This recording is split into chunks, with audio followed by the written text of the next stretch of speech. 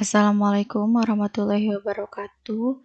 Sini saya Hairiyah dengan NIM 22251900020, kelas 5B dari Pendidikan Matematika, Universitas Sultan Ageng Tirtayasa. Sini saya akan membahas tentang aplikasi supremum dan infimum pada mata kuliah analisis real.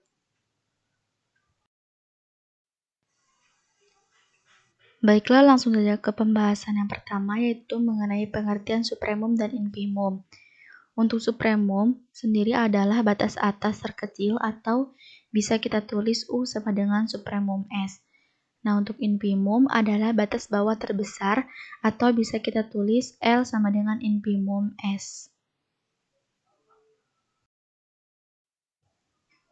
Nah, di sini ada contoh tentang sifat aljabar pada supremum dan infimum. Misalkan S subset tak kosong dari himpunan bilangan real yang terbatas dan A anggota bilangan real, maka supremum A plus S sama dengan A plus supremum S. Nah, jawabannya yaitu misalkan U sama dengan supremum A plus S, maka U lebih besar dari atau sama dengan A plus X untuk setiap A plus X anggota A plus S. Nah, kedua ruas kita tambah dengan min A, maka diperoleh U min A lebih besar dari atau sama dengan X untuk setiap X anggota S. Nah, ini berarti U dikurangi A adalah batas atas himpunan S. Akibatnya adalah U dikurangi A lebih besar dari atau sama dengan supremum S. Kedua ruas kita tambah dengan A, maka U lebih besar dari atau sama dengan A plus supremum S. Atau juga bisa kita tulis supremum A plus S lebih besar dari atau sama dengan A plus supremum S. Ini untuk bagian yang pertama. Lalu kita misalkan V sama dengan supremum S, maka V lebih besar dari atau sama dengan X untuk setiap X anggota S. Nah, kedua ruas kita tambah dengan A, maka diperoleh A plus P lebih besar dari atau sama dengan A plus X untuk setiap A plus X anggota A plus S. Nah, ini berarti A plus P adalah batas atas dari A plus S. Akibatnya adalah A plus P lebih besar dari atau sama dengan supremum A plus S, atau juga bisa kita tulis A plus supremum S lebih besar dari atau sama dengan supremum A plus S. Ini untuk bagian yang kedua. Nah, berdasarkan bagian pertama dan bagian kedua ini, maka kita peroleh supremum A plus S sama dengan A plus supremum S. Nah, ini terbukti. Nah, di sini ada contoh yang kedua. Misalkan S subset tak kosong dari himpunan bilangan real yang terbatas dan A kurang dari 0, maka infimum AS sama dengan A dikali supremum S. Penyelesaiannya yaitu misalkan L sama dengan infimum AS, maka L kurang dari atau sama dengan AX untuk setiap AX anggota AS. Nah, kedua ruas kita kalikan dengan 1 per A, maka diperoleh L per A lebih besar dari atau sama dengan X untuk setiap X anggota S. Nah, ini berarti L per A itu adalah batas atas dari S. Akibatnya adalah L per A lebih besar dari atau sama dengan supremum S. Lalu kedua ruas kita kalikan dengan A, maka kita peroleh L infimum AS kurang dari atau sama dengan A supremum S. Ini untuk bagian yang pertama. Lalu kita misalkan U sama dengan supremum S, maka U lebih dari atau sama dengan X untuk setiap X anggota AS. Nah, kedua ruas kita kalikan dengan A, maka diperoleh AU kurang dari atau sama dengan AX untuk setiap AX anggota AS. Nah, ini berarti bahwa AU itu adalah batas bawah dari AS. Akibatnya adalah AU kurang dari atau sama dengan infimum AS. Atau juga bisa kita tulis A supremum S kurang dari atau sama dengan infimum AS. Nah, ini untuk bagian yang kedua.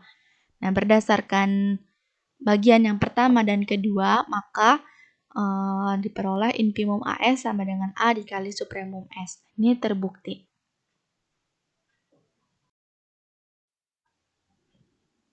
Nah, kita lanjut ke aplikasi supremum dan infimum bagian yang kedua.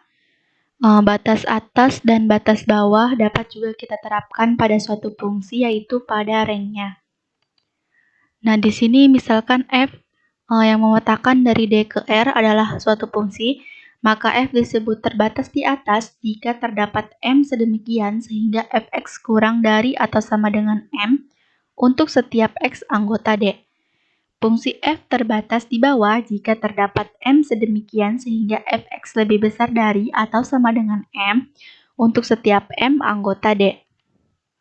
Nah, fungsi f terbatas jika f terbatas di atas dan terbatas di bawah. Nah, secara umum, f ini dikatakan terbatas pada D jika terdapat A sedemikian sehingga nilai mutlak fx kurang dari atau sama dengan A untuk setiap A anggota D. Selanjutnya di sini ada sifat Archimedes.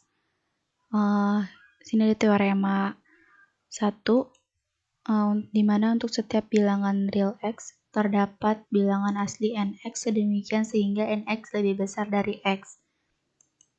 Nah, buktinya kita menggunakan bukti kontradiksi.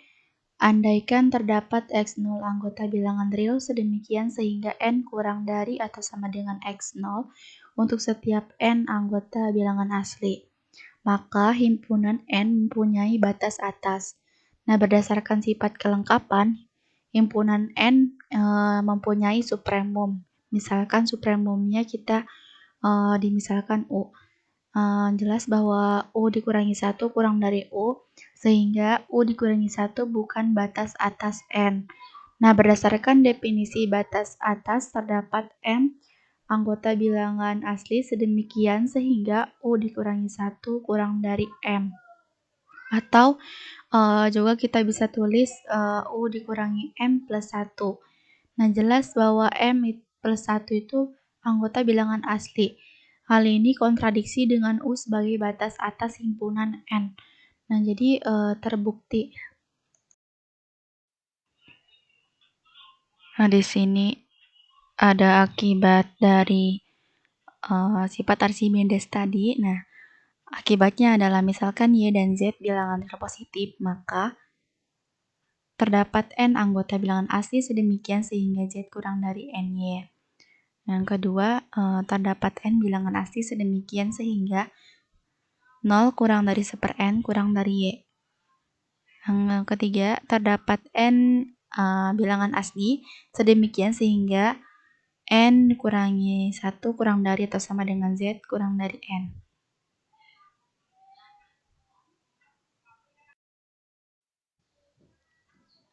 Nah, di sini ada contoh soal. Buktikan infimum dari himpunan 1/N di mana N itu bilangan asli, yaitu sama dengan 0. Nah, buktinya perhatikan bahwa S ini himpunan dari 1/N di mana N itu bilangan asli terbatas di bawah. Nah, karena 0 kurang dari 1/N kurang dari sama dengan 1 sehingga S itu mempunyai infimum. Nah, kita akan buktikan bahwa A sama dengan infimum S sama dengan 0. Nah, kita buktinya dengan menggunakan kontradiksi.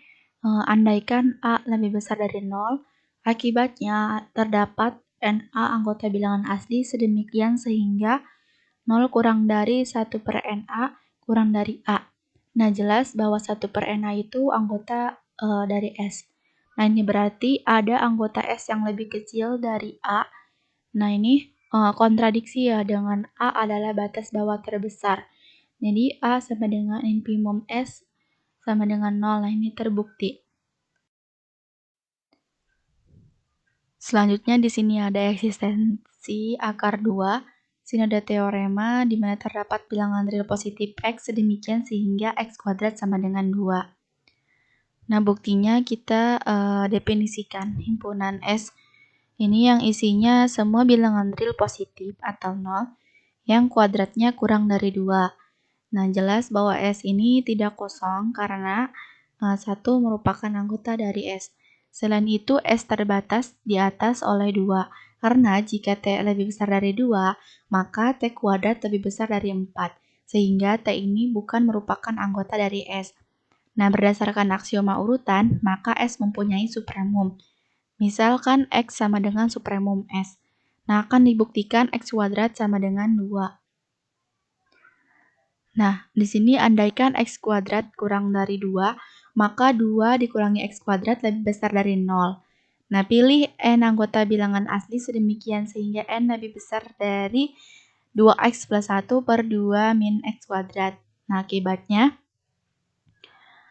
seperti biasa kita uraikan, yaitu X plus 1 per N kuadrat sama dengan X kuadrat plus 2X per N plus 1 per N kuadrat. Nah, untuk 1 per N kuadratnya ini kita sederhanakan, jadi di sini kurang dari sama dengan kurang dari atau sama dengan X kuadrat plus 2X per N plus 1 per N. Sama dengan kita menggunakan sifat distributif, yaitu X kuadrat plus 1 per N dalam kurung 2X plus 1. Nah, sehingga diperoleh hasil untuk X plus 1 per N kuadratnya ini kurang dari 2. Nah, ingat dari syarat anggota dari S, di mana S kuadratnya itu kurang dari 2. Nah, berarti X plus 1 per N-nya itu anggota dari S. Nah, ini bertentangan dengan X sebagai batas atas S. Sehingga X kuadrat kurang dari 2 itu kontradiksi.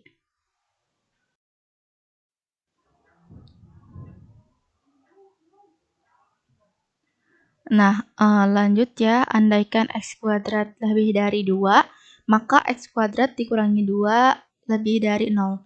Nah, pilih M anggota bilangan asli sedemikian sehingga M lebih dari 2X per X kuadrat min 2. Nah, ini eksistensinya dijamin oleh sifat Archimedes.